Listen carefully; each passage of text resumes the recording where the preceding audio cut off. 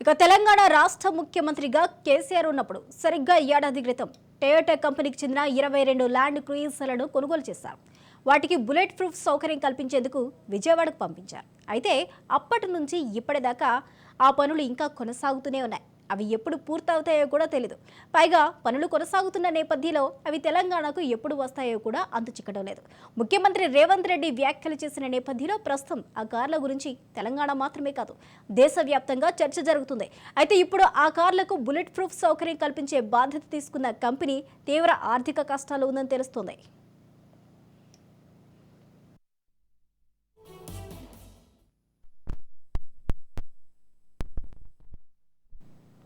ఏడాది కాలంగా తెలంగాణ ముఖ్యమంత్రి కాన్వే కార్ల పనులు కొనసాగేందుకు అనేక కారణాలు ఉన్నప్పటికీ ఆ బాధ్యతలు స్వీకరించిన కంపెనీ తీవ్ర ఆర్థిక కష్టాల్లో ఉన్న నేపథ్యంలో ఆ పనులు సాగుతున్నట్టు తెలుస్తుంది.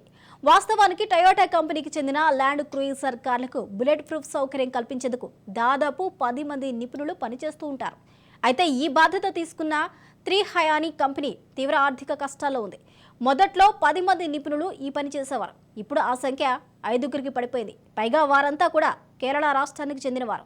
ఇక గతంలో త్రీ హయానీ మిత్రా కంపెనీ జపాన్ దేశానికి చెందిన క్యూక్యూటో కంపెనీతో కలిసి పనిచేస్తుంది. అయితే ఆ ఒప్పందం నుంచి క్యూక్యూటో తప్పుకుంది.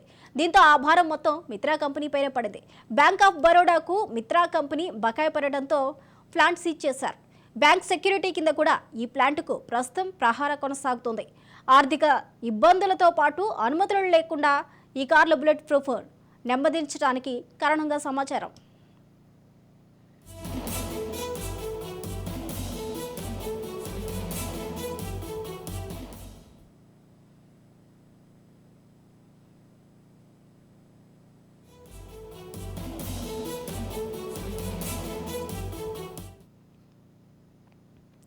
గతంలో ఈ కంపెనీ మిలిటరీ బస్సులకు బుల్లెట్ ప్రూఫ్ పనులు చేసేది.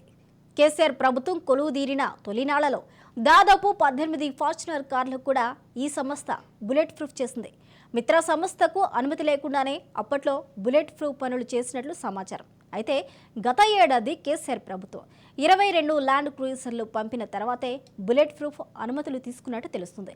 ఇక ఏపీ ముఖ్యమంత్రి వైఎస్ జగన్మోహన్ రెడ్డి ప్రతిపక్ష నేతగా ఉన్నప్పుడు ఆయన కాన్వాయ్లోని 10 వాహనాలకు త్రీ హయానీ సంస్థనే బుల్లెట్ ప్రూఫ్ సౌకర్యాన్ని కల్పించింది. అయితే అప్పటికి కూడా ఈ సంస్థకు అనుమతులు లేకపోవడం విశేషం. అయితే జగన్ సూచనతోనే కేసీఆర్ తన 18 వాహనాలకు ఇక్కడ బుల్లెట్ ప్రూఫింగ్ సౌకర్యం కల్పించేందుకు ఈ కంపెనీని ఆశ్రయించారు. అయితే జగన్ కేసీఆర్ కాన్వాయ్లోని వాహనాలకు బుల్లెట్ ప్రూఫ్ సౌకర్యం కల్పించిన ఈ సంస్థ పవన్ కళ్యాణ్ కాన్వాయ్లోని వాహనాలకు మాత్రం అసౌకర్యం కల్పించేందుకు ఒప్పుకోలేదు.